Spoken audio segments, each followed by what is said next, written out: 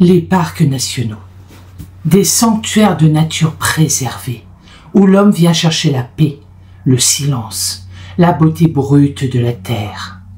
Mais derrière les arbres, au-delà des sentiers balisés, se cachent des choses que la science ne peut pas expliquer. Des milliers de disparitions, des phénomènes lumineux sans origine, des sons qu'aucun animal connu ne peut produire. Chaque année, des familles cherchent des proches qui ne reviennent jamais. Pas de traces de lutte, pas de corps, pas de réponse. Le service des parcs nationaux garde le silence. Les dossiers disparaissent, les témoins se taisent. Et pourtant, si vous écoutez bien, la nature murmure ses secrets.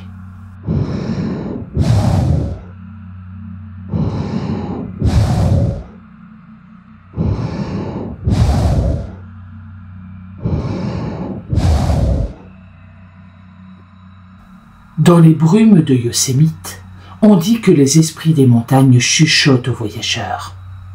Dans les forêts d'Allemagne, des silhouettes apparaissent dans la brume, observant sans jamais se montrer. Au Japon, les sentiers du mont Fuji sont hantés par des voix venues d'un autre monde. Et au cœur des Rocheuses canadiennes, une créature sans nom rôde dans les vallées. Ce que vous allez entendre ce soir n'est pas un conte. Ce sont des faits, des témoignages, des dossiers officiels. Des récits que les autorités préféreraient oublier. Vous entrez dans un monde où la nature n'est plus simplement belle. Elle devient le théâtre du mystère, du sacré et parfois du cauchemar. Bienvenue dans les mystères cachés des parcs nationaux.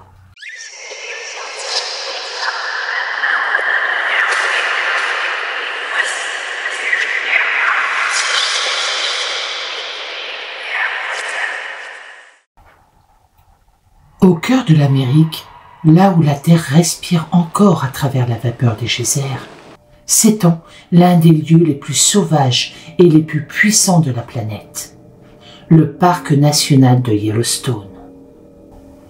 Près de 9000 km² de montagnes, de forêts et de vallées coupées du monde. Un paradis terrestre.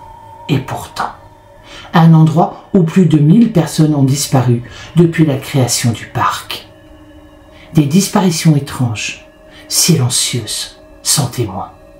Parfois, les randonneurs se volatilisent à quelques mètres de leurs compagnons. Le temps d'un battement de cils. Un instant, ils sont là. L'instant d'après, plus rien. Yellowstone est bâti sur un volcan, une caldeira géante que les scientifiques surveillent jour et nuit. Sous ces paysages paisibles, sommeille une force capable de détruire la moitié du continent. Mais selon certains chercheurs, cette activité géothermique n'explique pas tout. Les champs magnétiques instables du parc provoquent parfois des anomalies, des brouillages de boussole, des pertes de signal GPS, des dysfonctionnements électroniques. Et c'est précisément dans ces zones que les disparitions sont les plus nombreuses. Certains géologues parlent de failles gravitationnelles locales, des zones où le champ terrestre se déforme, créant des perturbations inexplicables. Les chamans amérindiens, eux, avaient un autre mot, les portes de l'esprit, des passages entre notre monde et un autre.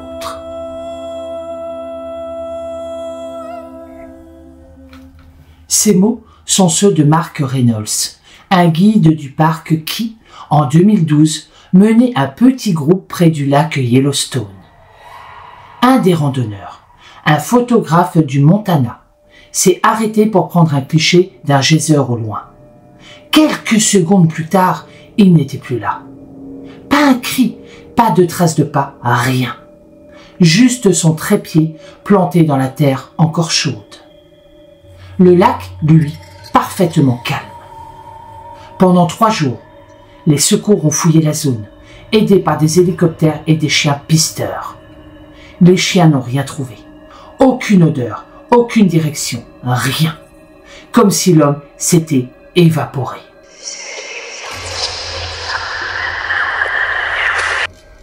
Les disparitions à Yellowstone ne sont pas nouvelles. Les archives du parc remontent à la fin du XIXe siècle. Et déjà, les premiers gardes signalaient des phénomènes étranges. Des lumières flottantes au-dessus des geysers, des hurlements inhumains dans les vallées, des ombres mouvantes observées à la tombée du jour. Des chasseurs parlaient de silhouettes massives, à la démarche lourde, observant à distance. Des créatures qu'on appellerait aujourd'hui Bigfoot ou Dogman, ou peut-être quelque chose d'encore plus ancien. En 1981, un garde forestier nommé Harold Stanton rédige un rapport interne, jamais publié officiellement. Il y décrit ce qu'il appelle le triangle du silence. Une zone délimitée par 3 points. La vallée de la Mare, le lac Shoshone et le canyon de Yellowstone. Dans ce triangle, les communications radio cessent brusquement. Les boussoles s'affolent et les disparitions se multiplient. Le rapport mentionne aussi des observations lumineuses à basse altitude. Des sphères de lumière blanche flottant entre les arbres, silencieuses, capables d'accélérer à une vitesse inhumaine. Les témoins les appellent simplement les voyageurs. Certains disent qu'après les avoir vus, ils ont eu des cauchemars pendant des semaines. Des rêves de tunnels de pierre, de murmures, de cris sous la terre, de la terreur pure. Les tribus Shoshone, premières habitantes de ces terres, parlent depuis des siècles de ces lieux. Selon leur légende, Yellowstone est la demeure des esprits brûlants, des gardiens de la terre. Ils racontent que certains voyageurs traversent la forêt et ne reviennent jamais, parce qu'ils ont franchi le seuil d'un monde interdit. Pour les anciens, ces disparitions ne sont pas des accidents, ce sont des offrandes à la montagne, un équilibre que l'homme ne comprend plus. Mais le plus troublant reste ce que la technologie moderne a enregistré. Une équipe de géophysiciens installait des capteurs thermiques près de la zone de Norris Geyser Bassin. L'une des caméras de surveillance a filmé, pendant 3 nuits consécutives, une forme lumineuse se déplaçant lentement au-dessus du sol, à environ 2 mètres de hauteur. Une sphère de près d'1 mètre de diamètre, pulsant comme un cœur. Les chercheurs ont d'abord cru à un phénomène électrique, mais la lumière se déplaçait contre le vent. L'enregistrement a disparu quelques jours plus tard. Officiellement, une erreur de transfert de données. Officieusement, selon une source interne, un agent du National Park Service aurait confisqué le disque dur. Des rumeurs parlent aussi de zones interdites au public, situées à la frontière sud du parc. Des vallées fermées sous prétexte de sécurité géologique. Mais certains anciens employés affirment qu'il s'y passe autre chose. Des exercices militaires nocturnes, des survols d'hélicoptères noirs sans immatriculation. Des témoins parlent même de structures souterraines creusées dans la roche, visibles depuis certains points élevés au coucher du soleil. L'un d'eux, un géologue nommé Robert Lang, a affirmé en 2005 avoir trouvé l'entrée d'un tunnel ancien, scellé par une porte métallique. Quelques semaines plus tard, il a quitté son poste et n'a plus jamais parlé à la presse. Et il n'a jamais été revu. Alors, que cache réellement Yellowstone? Un simple volcan géant? Une zone géomagnétique instable? Ou bien un point de contact avec quelque chose d'inconnu? Les chercheurs n'ont pas de réponse. Les autorités non plus. Ou ne les donnent pas. Mais chaque année, la liste des disparus s'allonge. Et derrière la beauté de ces paysages, Yellowstone continue de garder ses secrets. Peut-être que la nature ici protège quelque chose. Peut-être qu'elle nous rappelle, à sa manière, que certains endroits ne sont pas faits pour être explorés. Yellowstone, le triangle du silence.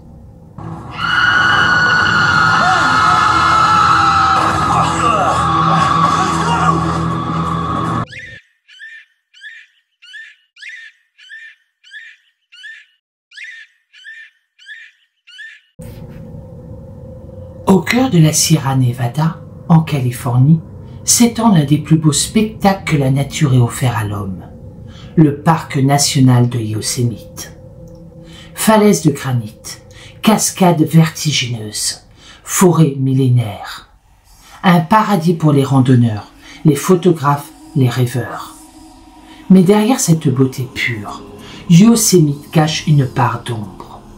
Une vallée des disparus, où des centaines de personnes ont été englouties par la montagne, sans jamais être retrouvées. Depuis la création du parc, plus d'1 millier de disparitions ont été recensées. Certains cas s'expliquent. Chute, hypothermie, attaque d'animaux. Mais une partie reste inexplicable. Des personnes s'évaporant à quelques mètres de leurs proches en plein jour. Des corps retrouvés à des kilomètres dans des endroits physiquement inaccessibles. Des vêtements soigneusement pliés. Des chaussures posées côte à côte. Des montres encore à l'heure, mais plus de corps. Ce mystère a un nom. Le phénomène des disparus des parcs nationaux, ou Missing 411. Un dossier si vaste et dérangeant que le gouvernement américain refuse d'en publier les chiffres officiels. L'un des cas les plus étranges date de 1957. Un enfant de 2 ans, Denis Hall, disparaît alors que sa famille pique-nique près de la rivière Merced. La zone est plate, dégagée, à moins de 30 mètres du groupe. Ses parents se retournent et il n'est plus là. Les recherches mobilisent des centaines de volontaires, des hélicoptères, des chiens pisteurs. Aucune trace. 2 jours plus tard, à près de 25 km de là, les rangers se retrouvent sa petite veste, pliée avec soin sur une souche d'arbre. Le terrain entre les 2 points est presque infranchissable. Falaises, rivières, précipices. Comment un enfant de 2 ans aurait-il pu s'y rendre seul? Les autorités n'ont jamais répondu. Et cet enfant n'a jamais été retrouvé. Dans les années 1980, un garde forestier du nom de Polite commence à rassembler ces cas. Il découvre un schéma récurrent. Les disparitions se produisent toujours près d'une source d'eau, souvent au crépuscule. Et j'oublie de vous signaler qu'il a une chaîne YouTube, c'est Missing 411, une excellente chaîne.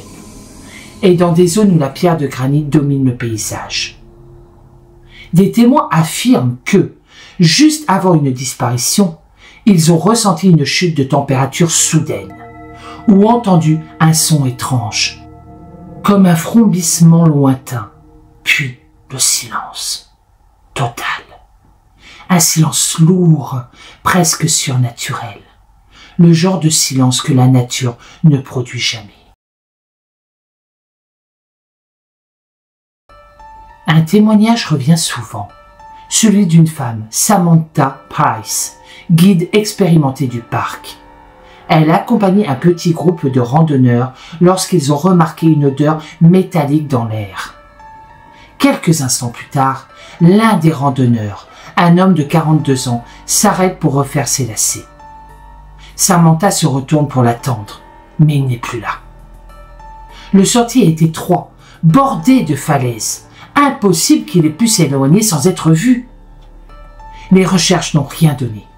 Samantha raconte qu'après cette disparition, son GPS a cessé de fonctionner et sa montre s'est arrêtée à 17h11 exactement au moment où l'homme a disparu.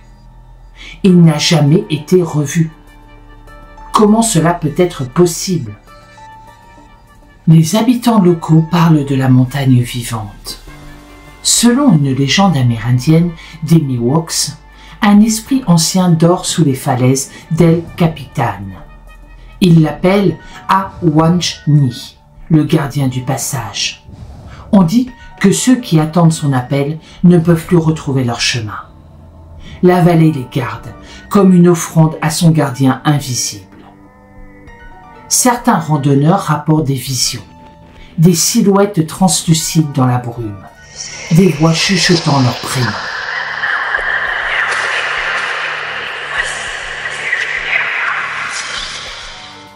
Des lumières se déplaçant entre les arbres, sans bruit, comme si elles flottaient. Des enregistrements audio effectués en 2009 près du lac Tenaya ont capté un signal infrasonique, une fréquence trop basse pour être perçue par l'oreille humaine, mais ressentie par le corps. Les scientifiques parlent d'un effet de résonance entre les falaises, mais d'autres pensent que ce son appelle. Un ancien Rangers, Tom Wallace, a accepté de parler. Voici ce qu'il raconte. On nous dit de ne jamais en parler, mais il y a des zones où on n'envoie plus les bénévoles. Des endroits où même les chiens refusent d'aller. Ils s'arrêtent, grognent, reculent. Et quand on s'approche, on ressent cette sensation étrange, comme si l'air devenait lourd, comme si quelque chose nous observait juste derrière les arbres. En hiver, la vallée change de visage. La neige recouvre les traces, le froid fige le silence. C'est aussi pendant cette saison que se produisent les disparitions les plus déroutantes. En 1999, un couple de touristes italiens, Marco et Elena Rossi, partent en randonnée sur le sentier de Glacier Pointe. Ils laissent leur voiture au parking, préviennent qu'ils reviennent dans la soirée. On ne les reverra jamais. Leur voiture reste là, intacte. Leur sac, leur nourriture, tout est en ordre. Seul indice, une photo retrouvée sur leur appareil, prise peu avant leur disparition.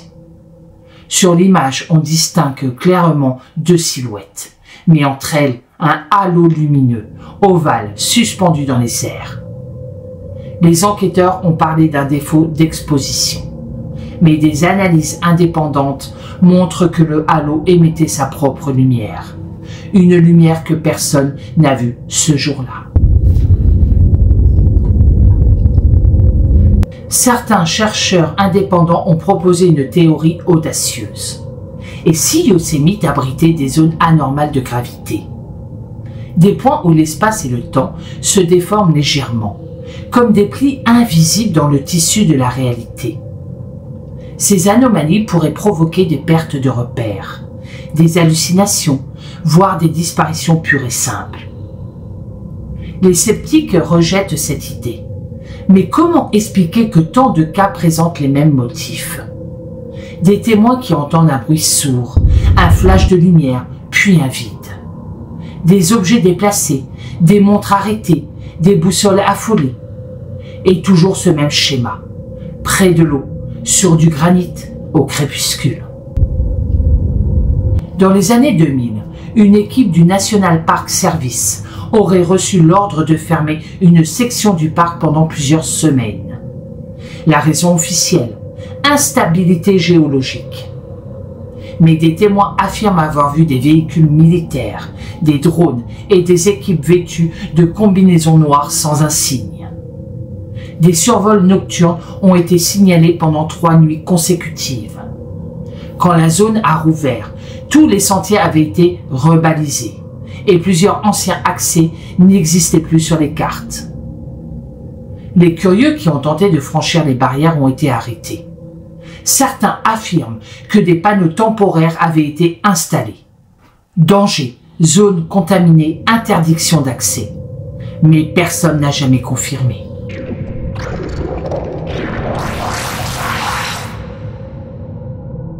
Aujourd'hui encore, Yosemite attire des millions de visiteurs chaque année. Et chaque année, des noms s'ajoutent à la liste des disparus. Des affaires classées, sans preuve, sans suspect, sans explication. Des familles laissées sans réponse, dans un mélange d'incompréhension et de peur. Certains disent que le parc est vivant, qu'il observe, qu'il choisit, et que, parfois, il réclame ce qui lui appartient.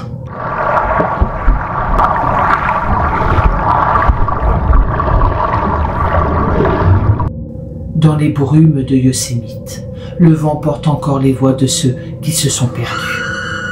Des murmures dans la pierre, des échos de pas qui ne reviennent jamais. La beauté du lieu masque son secret, car sous la lumière dorée du soleil californien, la vallée des disparus continue d'avaler les âmes de ceux qui osent la défier.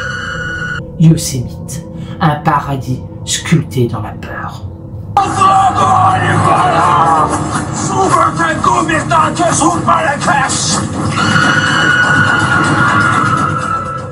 Au sud-ouest de l'Allemagne, entre les montagnes du Bade Winterberg, s'étend une mer sombre d'arbres et de silence. Le Schwarzwald, la forêt noire. Une région où la lumière du soleil disparaît vite, avalée par des pins millénaires. Un territoire de contes et de légendes, berceau des histoires des frères Grimm, mais aussi un lieu chargé de mystères, de disparitions et de phénomènes qu'aucune science n'a jamais su expliquer. Ici, les habitants disent que la brume a une mémoire, qu'elle garde les âmes de ceux qui s'y sont perdus. Et lorsque le brouillard descend, la forêt respire et regarde. Chaque année, des randonneurs, des chasseurs, des voyageurs disparaissent dans cette immensité verte. La plupart sont retrouvés, mais certains non. Et pour ceux qui reviennent, leur récit défie toute logique. En 1997, une femme nommée Anne Lies Vogue, habitante de Freiburg, s'aventure seule dans la région du Titisee, un lac au cœur de la forêt noire. Elle part pour une marche de quelques heures. Elle reviendra 3 jours plus tard, méconnaissable. Les vêtements déchirés, les pieds nus, incapable de parler. Lorsqu'elle reprendra conscience, elle affirmera n'avoir été absente que quelques minutes. Pour elle, le soleil ne s'était jamais couché. Et pourtant, 3 jours avaient passé. Les médecins parleront d'amnésie traumatique, mais dans son carnet retrouvé dans son sac, un seul mot est écrit à plusieurs reprises. Suruk, Suruk, Suruk. Reviens, reviens, reviens. Les habitants de la région connaissent depuis toujours la légende de la Dame Blanche du Titisee. Une silhouette de femme, vêtue d'un voile pâle, aperçue sur les rives du lac, lorsque la brume s'épaissit. On dit qu'elle attire les voyageurs égarés dans la forêt, leur murmure des mots dans une langue ancienne, puis disparaît dans l'eau.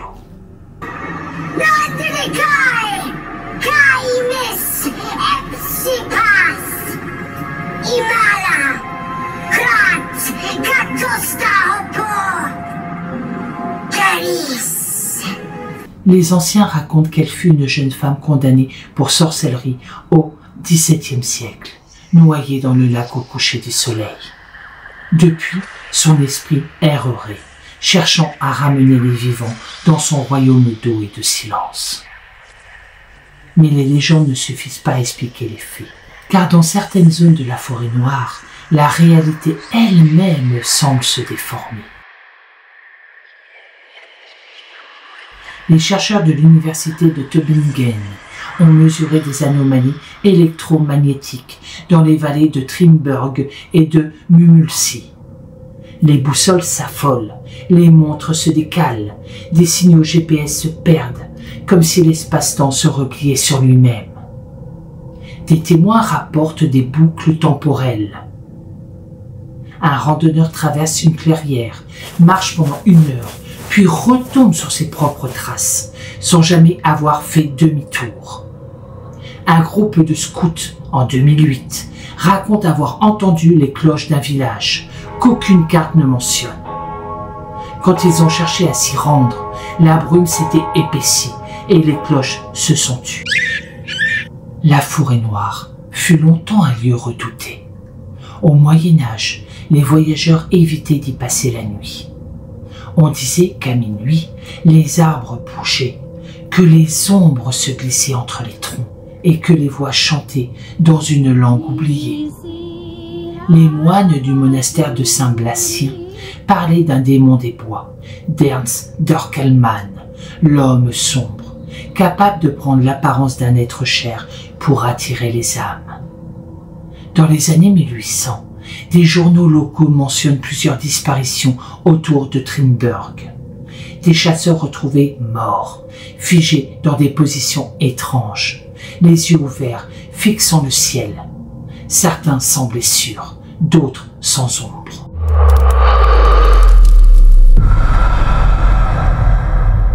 En 1962, un géologue allemand, Hans Kremer, explore une grotte naturelle près de Tonno. Selon ses notes, il découvre un tunnel s'enfonçant profondément sous la montagne, à environ 30 mètres, et il dit avoir entendu un son comme une respiration lente, venue du sol.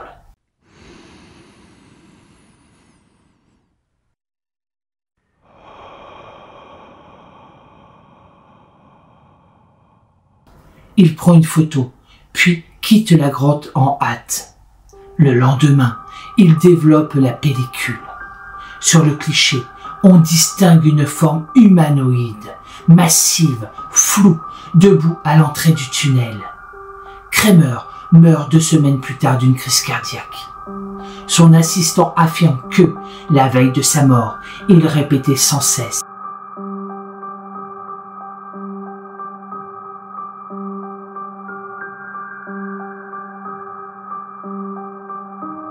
Certains scientifiques parlent d'hallucinations collectives provoquées par le dioxyde de carbone s'échappant du sol. D'autres y voient des perturbations électromagnétiques. Mais pour les habitants, la réponse est plus simple. La forêt choisit. Elle garde certains de ceux qui y entrent et rend les autres changés à jamais. Des témoins racontent avoir vu des ombres sans source, se mouvant dans le brouillard. Des voix les appelaient par leur prénom.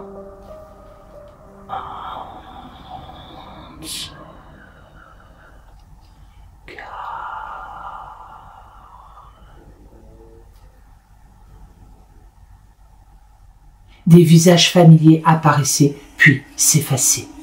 Et toujours ce même sentiment, ne plus savoir où commence la réalité. En 2013, une équipe de documentalistes autrichiens tourne un film sur les légendes de la forêt noire. Leur dernier enregistrement s'interrompt brutalement. On y entend une femme crier.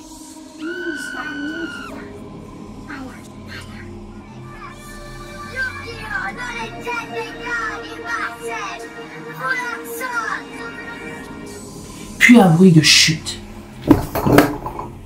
Et le silence. Leur matériel est retrouvé 2 semaines plus tard, dans un ravin à 20 km du lieu de tournage. Les corps, eux, ne seront jamais découverts. L'analyse sonore révèle, juste avant la coupure, un écho inversé, comme si le son se rejouait à l'envers pendant une fraction de seconde. Un phénomène que les ingénieurs n'ont jamais réussi à reproduire. Mais dans cette obscurité, certains voient autre chose. Une porte entre 2 mondes. La forêt noire a toujours été un lieu de passage, entre le monde des vivants et celui des esprits. Les Celtes y pratiquaient des rites sous les arbres. Les Romains y évitaient les patrouilles la nuit.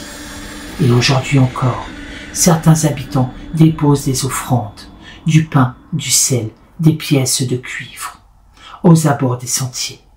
Pour que la forêt ne nous oublie pas, disent-ils. La forêt noire reste pour beaucoup un simple décor de conte. Mais pour ceux qui y sont allés, pour ceux qui ont senti le froid s'épaissir autour d'eux sans raison, elle n'est pas qu'un lieu, elle est une présence, quelque chose d'ancien, d'invisible, d'éveillé. Certains paysages nous observent et parfois, lorsqu'on s'y attarde trop longtemps, ils nous regardent de retour.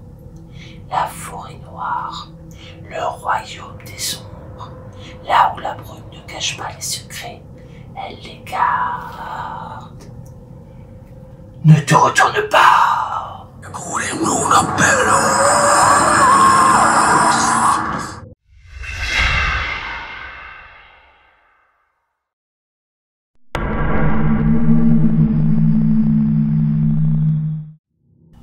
Au centre du Japon, là où la terre et le ciel semblent se rencontrer, s'élève le symbole le plus sacré du pays, le mont Fuji. Une montagne presque parfaite, aux pentes symétriques, dominant les forêts et les lacs de la région de Funji, Hakone, Ilsu. Pour des millions de Japonais, le Fuji est un lieu de méditation, de beauté divine. Mais pour d'autres, c'est une porte, une frontière entre le monde des vivants et celui des esprits. Les anciens textes Shinto affirment que le Fuji n'est pas une montagne, mais une entité vivante. Son cœur, encore actif, abriterait les kami, les divinités de la nature. Et lorsque la montagne gronde, c'est leur colère que l'on entend. Les légendes racontent qu'en ces profondeurs dort la déesse Kono Hana Sakuya Imi, gardienne du feu sacré. Mais depuis des siècles, les habitants parlent aussi d'autres présences. Des ombres blanches dans les bois, des voix qui appellent par leur nom, des lumières qui se déplacent sans bruit au-dessus du lac Yamanaka. À quelques kilomètres du Fuji, se trouve l'un des endroits les plus redoutés du Japon. La forêt d'Aokigahara, la mer d'arbres. Silencieuse, dense, presque impénétrable. Elle est connue dans le monde entier comme la forêt. Chaque année, des dizaines de personnes viennent y mettre fin à leur jour. Mais les moines bouddhistes qui y prient affirment que certains ne sont jamais vraiment partis. Leur âme, incapable de trouver la paix, errerait encore entre les troncs, devenus des yoren, des esprits prisonniers du désespoir.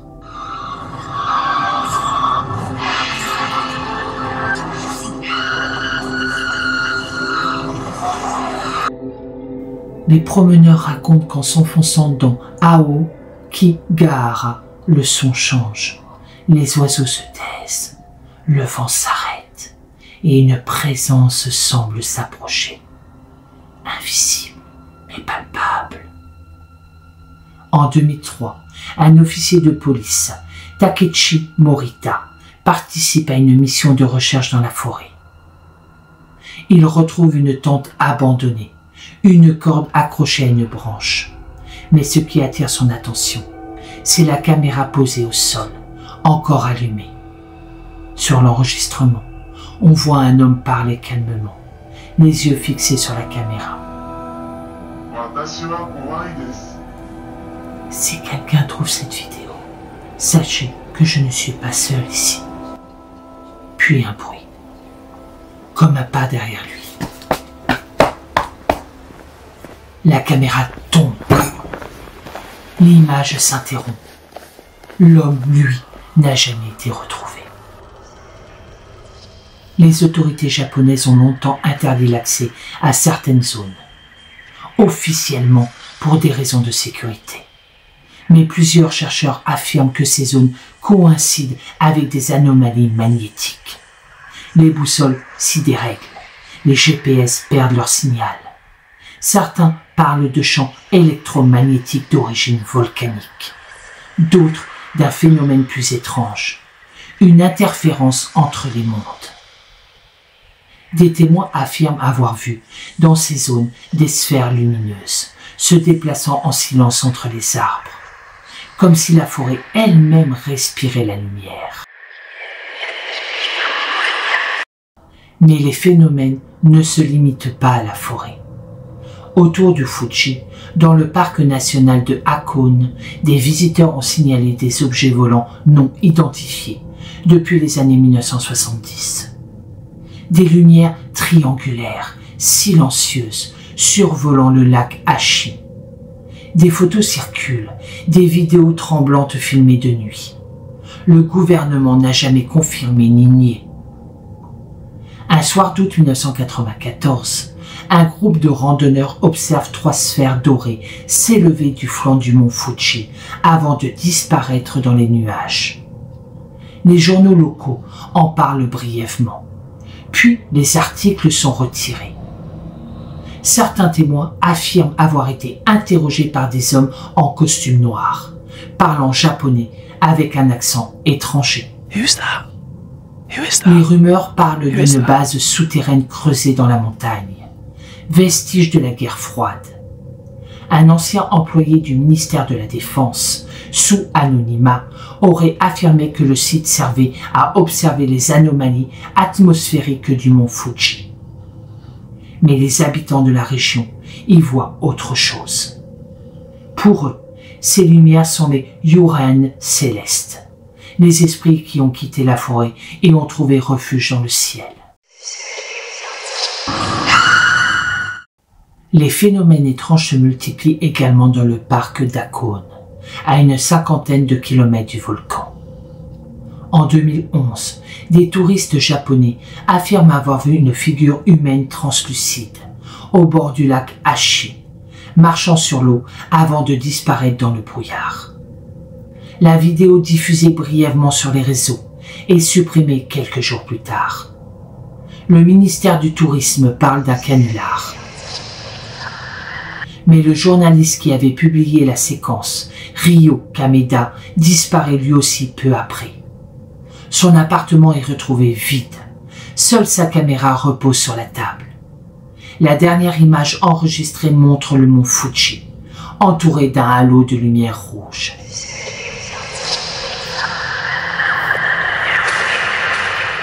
Le Fuji, dans la culture japonaise, n'est pas un simple volcan. C'est un lieu sacré de passage. Les moines shinto qui y montent en pèlerinage affirment qu'au sommet, la frontière entre les mondes devient fine comme un souffle. Certains disent y avoir vu des silhouettes lumineuses, d'autres des formes mouvantes dans les nuages. Ils les appellent des kami du ciel, les gardiens du seuil. Une vieille croyance dit que lorsque la montagne s'enveloppe de brouillard, ce n'est pas pour cacher sa beauté, mais pour dissimuler les allées et venues des esprits. En 2018, des sismologues installent des capteurs dans une grotte volcanique au pied du Fuji. Une des caméras enregistre, pendant 3 nuits, un phénomène étrange. Une forme lumineuse, humanoïde, traversant la cavité sans émettre de chaleur détectable. L'équipe envoie les données à Tokyo. Quelques semaines plus tard, le projet est suspendu. Le rapport final n'a jamais été publié. Un technicien de l'équipe resté anonyme a déclaré « Ce que nous avons filmé n'était pas humain, mais ce n'était pas non plus un animal. C'était quelque chose entre les deux. »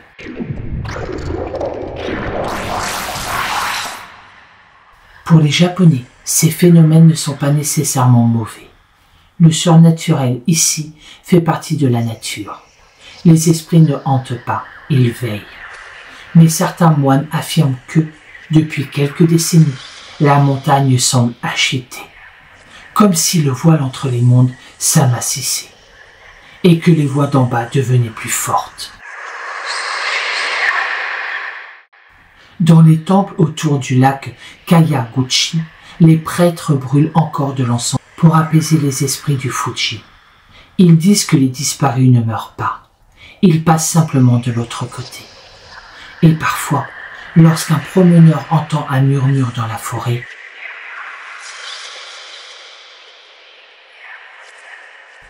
ce n'est pas le vent. C'est une âme qui lui demande de ne pas oublier.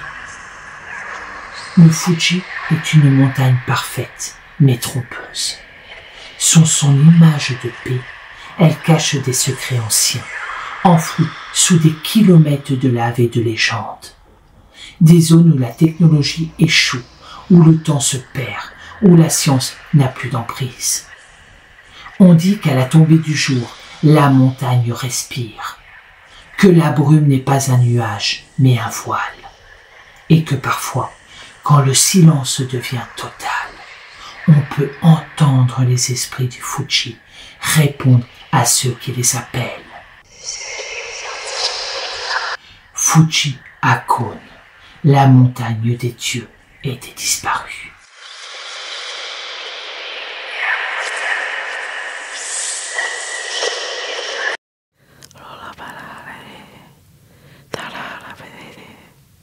Le parc national de Banff, dans les Rocheuses canadiennes, est l'un des plus beaux paysages de la planète. Des sommets enneigés, des lacs d'un bleu irréel, des forêts de pins à perte de vue. Mais derrière cette beauté parfaite, quelque chose rôde, quelque chose d'ancien et d'affamé. Les peuples autochtones qui vivaient ici bien avant l'arrivée des colons racontaient déjà des histoires sur les montagnes, des récits transmis autour du feu, en chuchotant, de peur d'attirer l'attention de ceux dont ils parlaient. Ils l'appelaient le Wendigo ou Wendigo. Une créature née de la faim et du froid. Un esprit malveillant qui s'empare de ceux qui s'égarent dans la neige. Son appétit n'a pas de fin. Il dévore la chair, mais aussi l'âme. Selon la légende, quiconque goûte à la chair humaine dans les montagnes devient lui-même un Wendigo, condamné à errer, affamé pour l'éternité.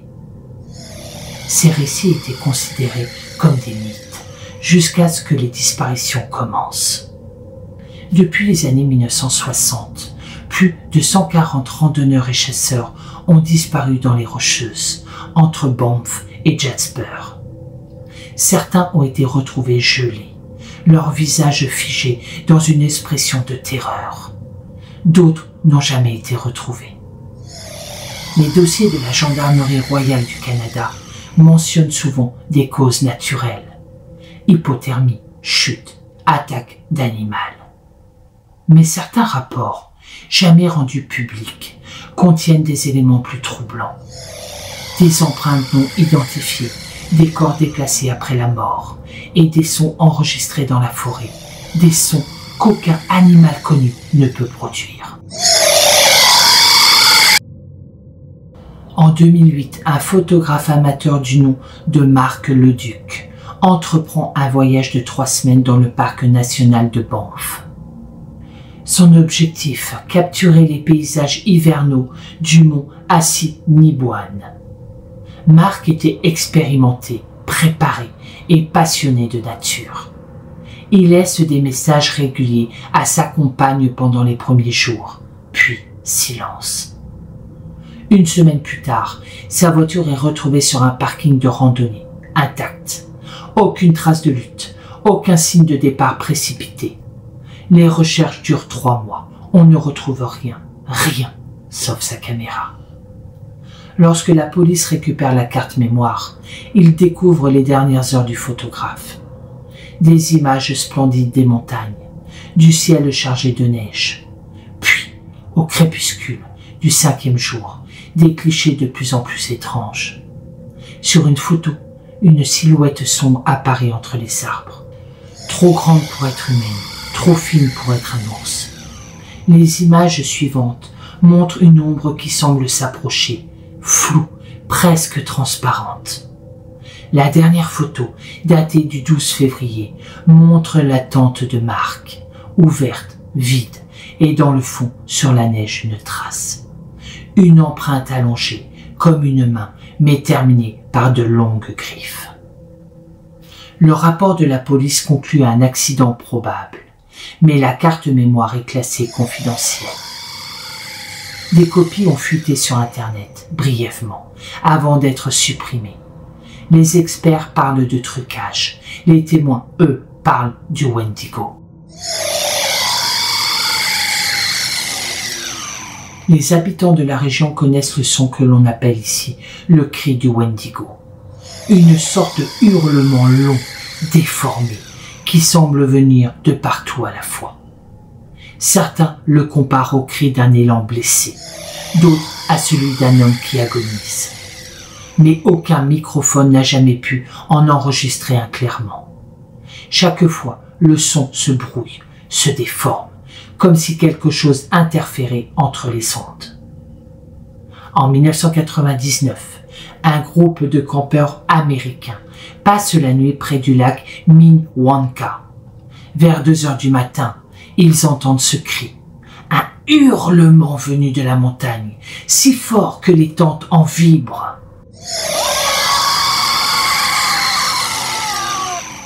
Ils racontent avoir ressenti une peur panique, instinctive, animale.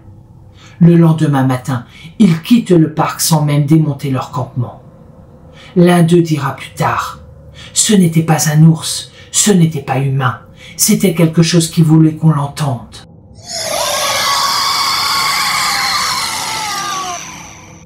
Les autorités nient l'existence d'une créature dans la région, mais certains agents forestiers racontent une autre histoire. Des zones interdites au public, fermées, pour raisons écologiques. Des hélicoptères aperçus de nuit au-dessus des lacs gelés.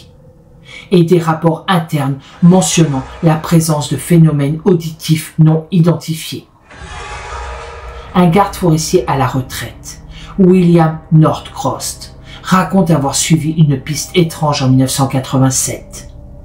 Des empreintes humaines, mais espacées de près de 3 mètres les unes des autres. Elles s'enfonçaient dans la neige fraîche, puis s'arrêtaient net. Aucune autre trace, comme si la créature avait sauté dans le vide. Il dira plus tard d'une voix tremblante, « Ce jour-là, j'ai senti qu'on me regardait. Et j'ai compris pourquoi les anciens disaient qu'il ne fallait jamais prononcer son nom. » Les peuples autochtones croient que le Wendigo n'est pas un monstre, mais une malédiction, un esprit né du froid qui s'empare de ceux qui connaissent la faim, la peur ou la solitude dans la montagne. Il murmure à l'oreille, pousse à la folie, puis consume. Les chamans disaient qu'on pouvait l'entendre dans le vent, comme un souffle derrière soi. Certains linguistes ont découvert que le mot « Wintiko » signifie littéralement « celui qui dévore le cœur ». Une métaphore peut-être, ou peut-être pas. Un détail intrigue encore les enquêteurs, le comportement des animaux. Dans certaines zones du parc, les élans, les loups et les ours évitent des clairières précises, même lorsqu'elles regorgent de nourriture. Les biologistes parlent de perturbations électromagnétiques, mais les anciens disent que ce sont les terres des esprits, des lieux où la frontière entre notre monde et celui de l'hiver éternel est mince. Un chaman, Stone Nokoda, interrogé en 2015, a résumé le mystère en une seule phrase. Le Wendigo n'est pas dehors, il est dans la montagne, et parfois la montagne ouvre les yeux. Aujourd'hui, les visiteurs affluent à Banff, fascinés par la beauté du lieu. Mais les anciens guides recommandent toujours la même chose. Ne jamais s'aventurer seul, ne jamais ignorer un cri dans la nuit, et surtout, ne jamais répondre. Car, dit-on, le Wendigo imite la voix humaine. Il peut prononcer ton nom.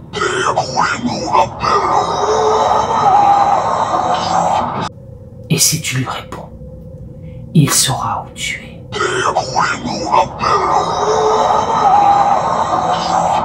Chaque hiver, les autorités recensent encore des disparitions. Randonneurs, photographes, campeurs. Les dossiers s'accumulent, les explications varient. Mais certains gardes du parc, lorsqu'ils patrouillent la nuit, affirment entendre ce cri, toujours le même, lointain mais proche à la fois.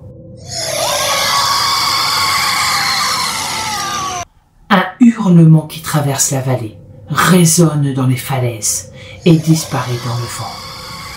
Ils appellent cet endroit la vallée des hurlements. Banff, un paradis de glace, une cathédrale de pierre et de silence.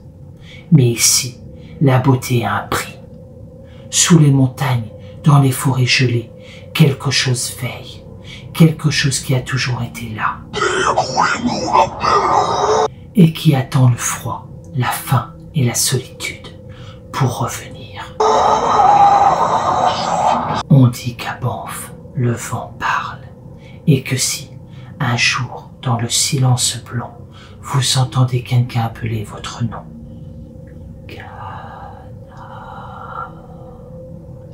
ne répondez pas, car ce ne sera pas un ami.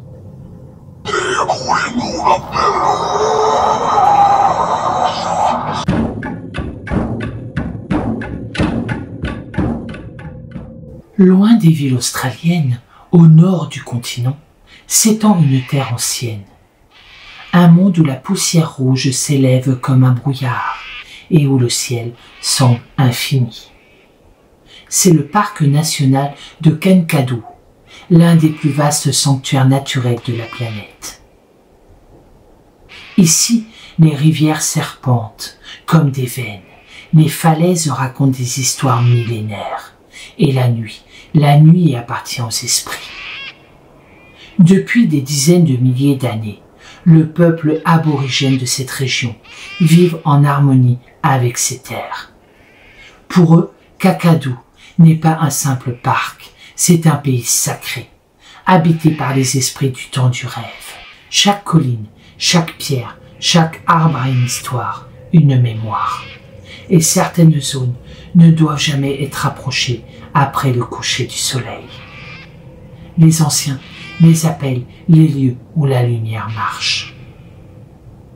Ces lumières sont connues des scientifiques sous le nom de Min Light, des orbes lumineuses qui apparaissent la nuit, flottant au-dessus du sol, suivant parfois les voyageurs avant de disparaître sans un bruit. Les premiers colons les ont décrites comme des lanternes flottantes, des feux errants. Mais les aborigènes les connaissent depuis bien plus longtemps. Ils disent que ce sont les yeux des esprits, les Miminga, les gardiens du monde invisible, des âmes qui veillent ou qui préviennent. Les récits de ces lumières sont nombreux. En 1981, un chauffeur de camion du territoire du Nord, Harry Fitzroy, raconte avoir vu une sphère jaune suivre son véhicule pendant près de 15 km sur une route isolée près de Daly Waters. La lumière avançait sans bruit, adaptant sa vitesse à celle du camion. Quand il s'est arrêté, la lumière aussi. Puis, en un instant, elle a disparu. Harry dira plus tard, « Ce n'était ni un phare ni une étoile, c'était quelque chose qui me regardait. » Mais dans certaines zones reculées du Kakadu, les phénomènes semblent aller plus loin. Des randonneurs affirment avoir vu des formes lumineuses humanoïdes marcher entre les arbres, laissant des traces brûlées sur le sol. Des campements entiers ont été retrouvés abandonnés, sacs ouverts, feux éteints, sans aucune explication. Les autorités parlent de déshydratation ou de désorientation thermique. Mais les témoins, eux, parlent d'autre chose.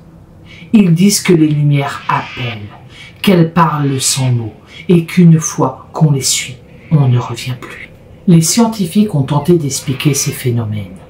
Certains évoquent des gaz issus de la décomposition, d'autres des mirages causés par la chaleur du désert. Mais ces explications tombent souvent à plat, car les Min Light apparaissent aussi par le temps froid, parfois même sous la pluie. Et surtout, elles semblent réagir à la présence humaine. En 2003, une équipe de chercheurs de l'université de Sydney installe des caméras thermiques dans le parc de Kankadu pour étudier le phénomène. 3 nuits sans incident, puis la 4e nuit. Les capteurs enregistrent une sphère de lumière approchant du matériel. Les images montrent la température chuter brutalement de 32 à 17 degrés en moins de 6 secondes. Et le son capté, un bourdonnement grave, presque organique. Le lendemain, les caméras étaient hors service, les batteries entièrement vidées, les données incomplètes. Les peuples autochtones disent que ces phénomènes sont anciens, bien avant les hommes. Ils parlent de l'esprit de Namargonde, le dieu de la foudre, qui voyage entre les mondes à travers les éclairs. Ces enfants, disent-ils, sont les lumières errantes, venus vérifier que les lois du rêve sont respectées. Mais parfois, ces lumières annoncent un déséquilibre, une transgression, un lieu profané. Et dans ces moments-là, la terre rouge devient dangereuse.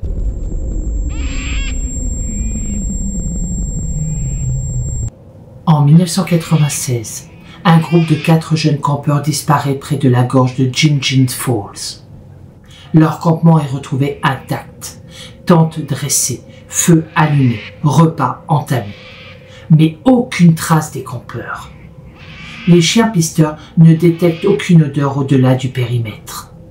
Les relevés thermiques montrent une zone froide circulaire de près de 10 mètres autour du campement. Un ranger présent sur place déclarera avoir vu une lumière blanche immobile au-dessus du ravin, la nuit de la disparition. Les corps n'ont jamais été retrouvés. Les autorités australiennes ont tenté de restreindre les rumeurs, mais à Kankado, les histoires circulent vite. Certains affirment que des lumières plus massives, triangulaires cette fois, ont été vues dans le ciel depuis les années 1970. Des objets silencieux, volant à basse altitude, semblant sonder le sol. Les témoins parlent de vibrations, de chaleur et parfois de temps manquant. Des minutes, voire des heures, effacées de leur mémoire. Les anciens, eux, restent silencieux. Ils disent que ce n'est pas nouveau, que les étoiles descendent sur la Terre depuis toujours. Kankado, c'est aussi une immense réserve de roches d'uranium. Certaines zones, fermées au public, sont surveillées par le gouvernement, officiellement pour des raisons environnementales. Mais des pilotes d'hélicoptères affirment avoir vu, la nuit, des vaisseaux lumineux s'élevant du sol vers le ciel, comme des colonnes d'énergie. Les géologues parlent de radioactivité naturelle. Les habitants parlent de portails. Les traditions aborigènes racontent qu'il existe sous la terre un monde parallèle, celui des ancestraux. Les rainbows, serpents, les serpents arc-en-ciel, ils dorment, attendant que les humains se souviennent de leur place dans l'équilibre du monde. Et parfois, les lumières du désert ne sont que des messages venus de ces profondeurs. Un ancien du peuple Beninji dira « Quand la terre saigne de lumière, c'est qu'elle se souvient. Et si on entend la lumière te parler, c'est qu'elle te demande de partir. » Les touristes, fascinés, continuent de venir. Ils prennent des photos, ils rient, ils campent. Mais les guides locaux savent, ils disent toujours « Si tu vois une lumière te suivre, ne cours pas. Si elle s'arrête, ne bouge pas. Si elle t'appelle, ne réponds jamais. Mais si tu entends les bruits. » Les aborigènes ont un rituel pour essayer d'écarter justement ce lieu entre parenthèses maudit. Les scientifiques continuent de chercher une explication. Les chercheurs de légende disent qu'il n'y en a pas. Car ici, dans le nord de l'Australie, les esprits ne sont pas des fantômes, ils sont vivants. Ils respirent dans la poussière rouge, ils marchent dans la chaleur. Et parfois, ils allument la nuit de leur propre lumière. Kankado, terre rouge, terre ancienne. Certains viennent y chercher la beauté, d'autres y trouvent les esprits. Et quelques-uns, ceux que les lumières choisissent, ne trouvent jamais le chemin du retour.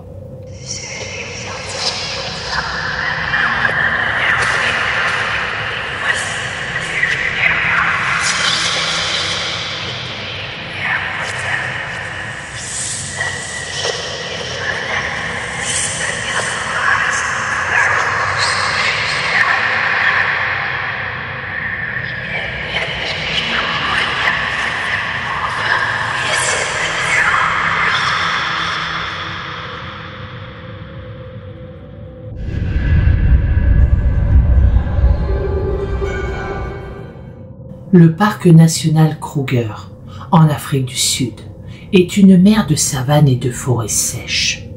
Un royaume d'animaux sauvages où la vie et la mort se côtoient chaque jour.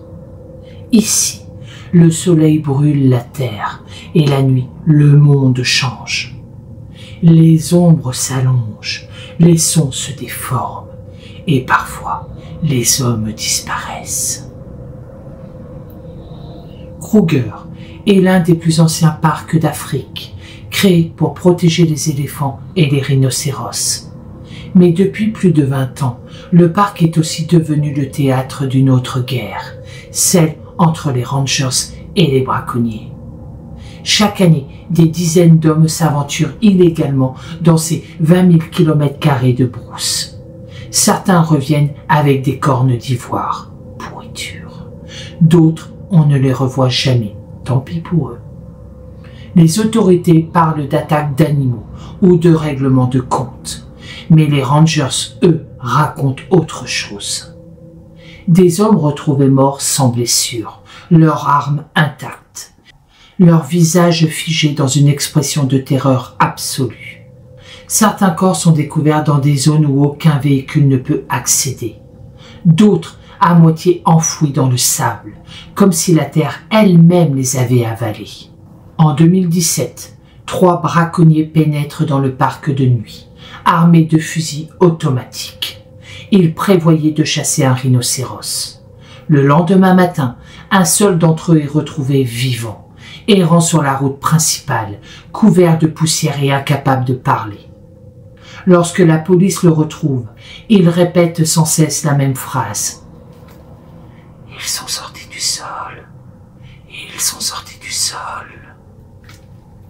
Les rangers organisent une battue. Ils découvrent les restes des 2 autres hommes, à moitié dévorés, mais aucune trace d'animal prédateur. Les blessures sont nettes, profondes, presque chirurgicales. Et autour des corps, un cercle de cendres noires. Aucune trace de feu. Les prélèvements envoyés au laboratoire révèlent un taux anormalement élevé de fer magnétique dans le sol, comme si la Terre avait été exposée à un champ électromagnétique intense. Depuis, plusieurs zones du parc ont été déclarées interdites au public, officiellement pour restauration écologique. Mais les employés savent qu'il y a d'autres raisons. Les GPS cessent d'y fonctionner, décidément. Les radios se brouillent et la nuit, des lumières étranges apparaissent au-dessus des plaines. Des vaisseaux blancs, verticaux, qui s'éteignent dès qu'on s'en approche. Certains rangers parlent de phénomènes atmosphériques. D'autres, plus anciens, murmurent le mot que personne n'ose prononcer. Tokolochi. Le Tokolochi, dans la mythologie zoulou, est un esprit malfaisant, petit, rapide, capable de se rendre invisible. Il hante les lieux où la mort a frappé injustement. On dit qu'il protège la terre contre ceux qui la profanent et que, parfois, il se nourrit de ceux qui la souillent. Les anciens affirment que les braconniers réveillent ces esprits, car chaque fois qu'un animal sacré meurt, quelque chose se réveille dans la poussière et la terre réclame son dû. Certains chercheurs pensent qu'il existe dans le parc des zones géomagnétiques anormales, où les champs terrestres provoquent des hallucinations et des troubles sensoriels. Mais les témoins, eux, parlent d'apparitions. Des silhouettes translucides qui traversent la brousse au crépuscule. Des tambours qu'on entend dans le vent alors qu'aucun village n'est proche. En 2002, une équipe de documentalistes sud-africains filme une séquence dans une de ces zones interdites. Sur la bande, on distingue brièvement 3 formes lumineuses mouvantes. Le caméraman, un certain Eben Dutoit, disparaît 2 jours plus tard. Sa caméra est retrouvée intacte, posée sur le sol, tournée vers un arbre. Un arbre fendu net par une force inconnue. Les gardes du parc parlent aussi de rituels étranges découverts dans la savane. Des cercles de pierre, des symboles gravés dans le sable, des carcasses d'animaux disposées selon un schéma précis. Les autorités évoquent des pratiques de sorcellerie locales, mais certains éléments ne collent pas. Des objets métalliques de fabrication récente, des inscriptions dans une langue inconnue, et des rumeurs d'un culte secret, composé à la fois de braconniers, de politiciens et de militaires, qui utiliseraient le parc pour des cérémonies nocturnes visant à communiquer avec les anciens dieux de la Terre. En 2015, un ancien garde, Sifo Menbele, témoigne.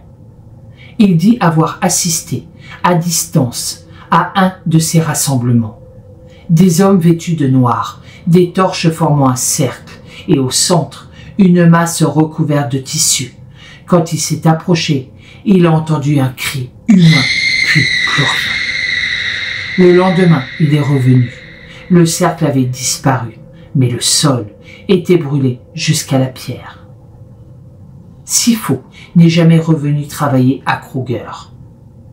Il vit aujourd'hui reclus dans un village, persuadé que quelque chose le suit encore. Le parc national Kruger attire chaque année des milliers de touristes. Ils viennent voir les lions, les éléphants, les couchers de soleil sur la savane. Mais ils ignorent qu'une partie du parc, environ 7% de sa superficie, est strictement fermée, sans raison publique claire. Aucune carte officielle ne mentionne ces zones. Et pourtant, les satellites montrent des structures géométriques au sol, semblables à des ruines enfouies sous la végétation.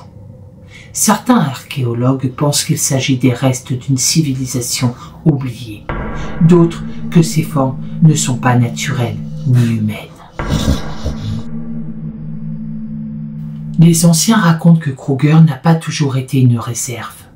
Avant les hommes, c'était un lieu de passage pour les esprits des animaux. Un endroit où le monde des vivants et celui des morts se rejoignent. Et chaque fois qu'un être humain y verse du sang, le voile entre les mondes s'affaiblit. Peut-être que les disparitions ne sont pas des accidents. Peut-être que ces hommes n'ont pas été tués, mais pris. Aujourd'hui encore, les rangers du Kruger affirment entendre la nuit des voix dans la brousse, des murmures qui imitent le vent, des sons qui résonnent dans les radios même éteintes. Ils disent que certains soirs, la terre elle-même semble trembler et respirer.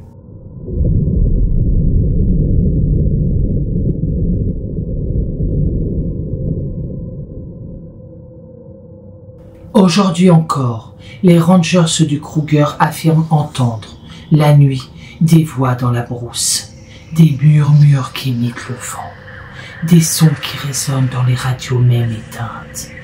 Ils disent que certains soirs, la terre elle-même semble respirer. Dans la savane africaine, tout ce qui bouge n'est pas vivant, tout ce qui dort n'est pas mort, et ceux qui chassent ici finissent parfois chassés à leur tour.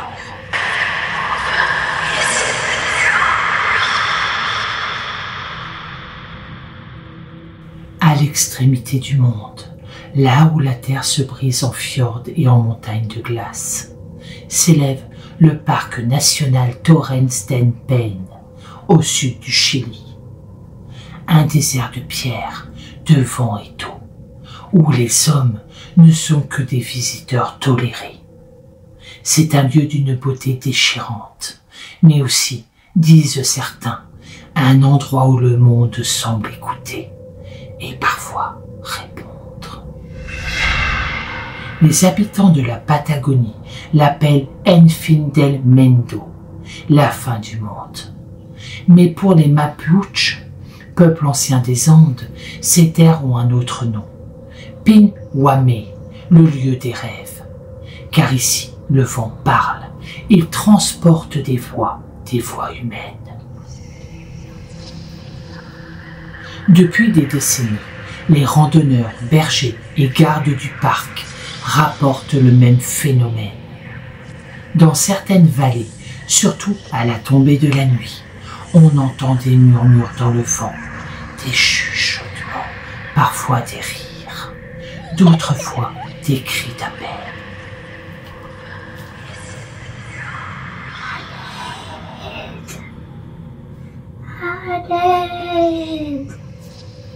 Toujours humain, mais jamais proche. Et lorsqu'on cherche la source, il ne reste que le vide. En 1994, un groupe de 3 alpinistes chiliens disparaît dans la zone du glacier Grey. Leurs tentes sont retrouvées intactes. Le matériel est là, mais pas les hommes. Seule trace, un carnet détrempé, où l'un d'eux avait écrit 3 jours avant sa disparition. Nous avons entendu des voix cette nuit. Elles nous appelaient par nos prénoms, mais nous devons sembler les connaître.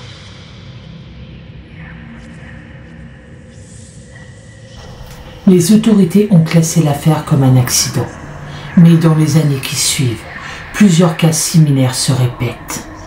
Des touristes perdus à quelques mètres du sentier, des guides expérimentés désorientés sans raison, certains retrouvés des jours plus tard à gare, incapables de dire où ils étaient passés. Tous affirment avoir entendu quelqu'un leur parler, une voix familière, parfois celle d'un proche décédé. Who's that? Who is that? Who is that? Les scientifiques évoquent un phénomène acoustique rare, le canal du vent patagonien. Un effet de résonance entre les montagnes et les fjords qui amplifierait les sons sur des kilomètres. Mais cette explication n'explique pas tout. Car dans certains enregistrements réalisés sur place, les voix apparaissent même sans vent. Who's that? En 2008, une équipe de chercheurs de l'Université de Santiago installe des capteurs sonores au pied du mont Pen Grande. Pendant 3 nuits, ils captent des fréquences comprises entre 2 et 3 Hz, dans la gamme de la voix humaine. Mais les signaux ne viennent pas du ciel, ils viennent du sol.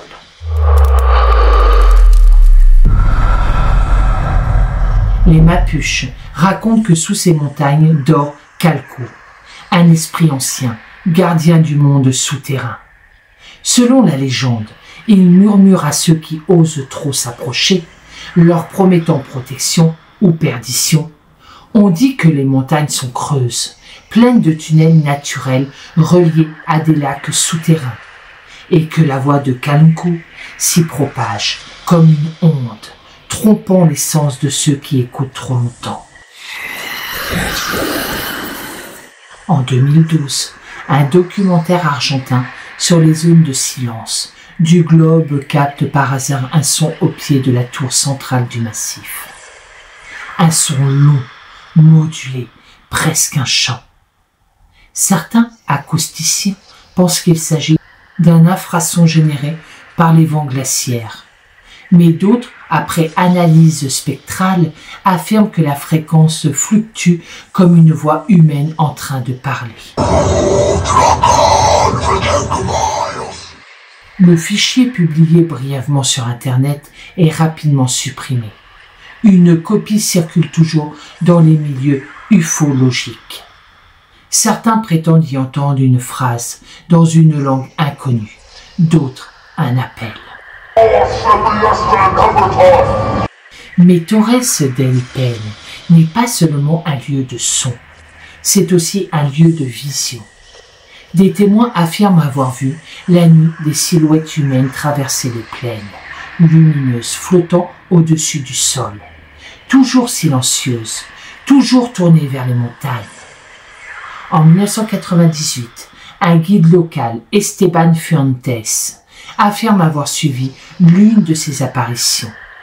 Elle avançait lentement, jusqu'à disparaître dans une faille rocheuse. Le lendemain, il revient sur place. La faille n'existe pas. Seulement un mur de pierre parfaitement lisse. Des théories plus modernes évoquent un lien entre ces phénomènes et les ondes électromagnétiques. La Patagonie est l'une des régions les plus exposées aux anomalies magnétiques naturelles. Certaines zones du parc font dévier les boussoles, brouillent les radios et même altèrent les enregistrements numériques. Des chercheurs pensent que ces perturbations pourraient agir sur le cerveau humain, provoquant des hallucinations auditives, voire des pertes de mémoire. Mais une question demeure. Pourquoi ces phénomènes prennent-ils toujours la forme de voix humaines? Pourquoi, partout, les disparus disent avoir été appelés? Un survivant chilien, retrouvé en 2019, après 5 jours d'errance, a raconté: « Je n'étais pas seul. Quelqu'un me suivait. Il me disait de venir. Il parlait avec la voix de ma mère. Viens, mon garçon, viens, approche-toi. » Lorsqu'on lui a demandé s'il pensait avoir rêvé, il a simplement répondu: « Le vent ne dit pas ton nom normalement. » Pablo, viens. Pablo, viens. Viens, mon garçon, viens. Les anciens Mapuches croient que les montagnes de Torrens del Paine sont vivantes, qu'elles écoutent les hommes, et que ceux qui mentent, trahissent ou tuent sur ces terres, entendent de leur propre voix leur répondre, les attirant vers le vide. Dans leurs chants, ils disent: « Quand la montagne te parle, ne réponds pas. » Aujourd'hui, malgré sa beauté, le parc reste un lieu de tension invisible. Des guides refusent d'y passer la nuit. Certains évitent des vallées entières, notamment celle du Rio de las Muantes, où plusieurs randonneurs ont disparu sans explication. Les radios captent parfois, sur les fréquences d'urgence, des messages brouillés, voix humaines, parfois des cris, mais aucun émetteur n'est trouvé. Certains enregistrements montrent des phrases distinctes, toujours en espagnol ou en anglais, comme si quelqu'un, quelque part, appelait à l'aide depuis un autre temps. Certains chercheurs affirment que la Patagonie est un nœud énergétique de la Terre, un lieu où les champs magnétiques se croisent et s'amplifient. D'autres, plus mystiques, parlent de portails sonores, des points où la vibration du monde se modifie, permettant la communication entre les vivants et les morts. Les voix de Torrens del Paine ne seraient pas des hallucinations, mais des échos d'âmes perdues, piégées dans le vent depuis des siècles.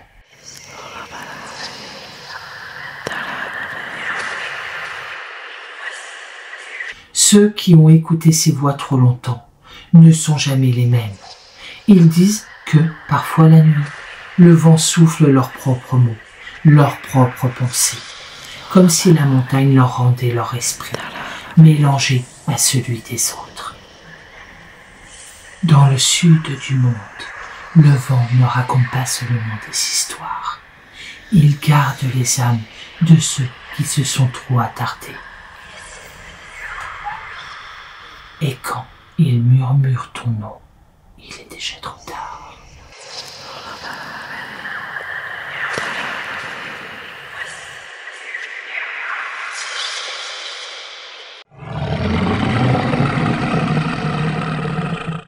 Une jeune femme promène son chien, tard dans la nuit. Un quartier calme, lampadaire espacé. Son chien s'arrête net, poil hérissé, regard fixé sur un coin d'ombre. Elle entend un grognement, bas, guttural.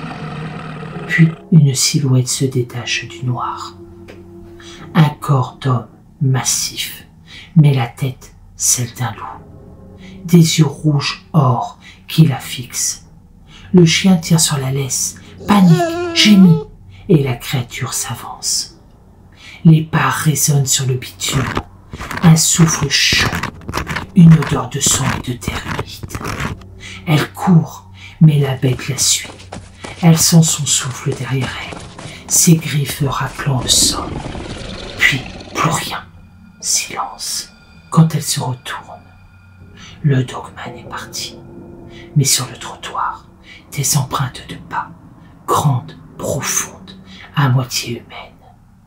Elle dira plus tard. Ce n'était pas un animal, c'était quelque chose qui se souvenait d'avoir été humain. Partout, les témoins décrivent la même chose. Des yeux jaunes, un corps bipède, un hurlement qui glace le sang. Le dogman rôde dans les forêts, dans les routes isolées, dans les rêves de ceux qui l'ont vu. Et si ce n'était pas une créature, mais une ombre collective, un souvenir de ce que nous étions avant la civilisation, une bête qui nous observe, patiente, attendant que l'obscurité retombe sur le monde. Car au fond, le dogman ne disparaît jamais. Il attend, dans les bois, dans le reflet des vitres, dans la peur de la nuit. Et parfois, il vous regarde quand vous croyez être seul.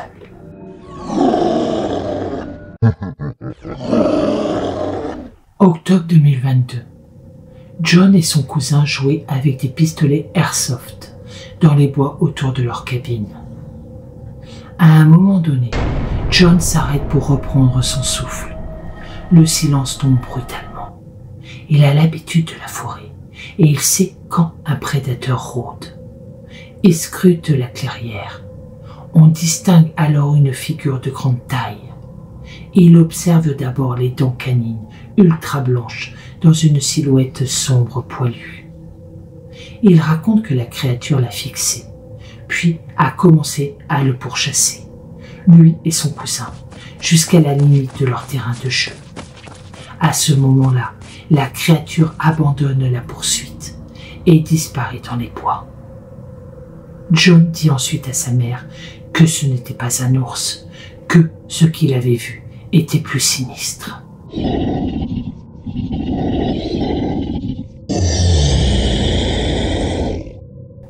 Je vous souhaite encore un très joyeux Halloween. Passez une très bonne soirée. Je suis désolé pour le montage, mais mes yeux en ce moment, c'est vraiment pas ça. Et je tiens encore à remercier du fond du cœur ceux qui suivent la chaîne de mon fils, Ombre Perdue. Merci énormément, car nous avons besoin de vous, même s'il y en a énormément qui ne le comprennent pas. Mais c'est comme ça, malheureusement. Encore une très bonne soirée de frissons. Et je vous dis à bientôt dans une prochaine vidéo et surtout, prenez soin de vous.